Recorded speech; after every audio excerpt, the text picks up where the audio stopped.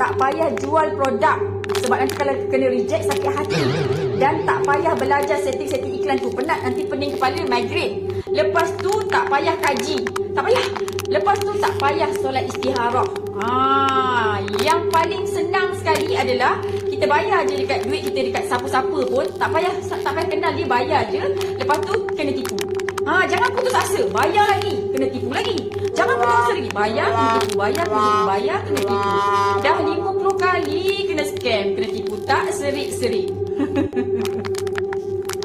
Kalau anda sayang saudara-saudara Islam anda, share video ni. Okey, dah share, komen dan share. Kita nak selamatkan ramai lagi saudara-saudara Islam kita daripada kena tipu. Hai, Assalamualaikum. Saya Hamizah Hamdan dari Pemda Bukit Wah Kota Tinggi, Johor. Kak Hamizah adalah founder Al-Jab Circle, CEO Al-Jab Group Sdn Bhd. Video Kak Hamizah digunakan oleh scammer untuk menipu duit rakyat Malaysia. Jadi anda kena share video ni tau.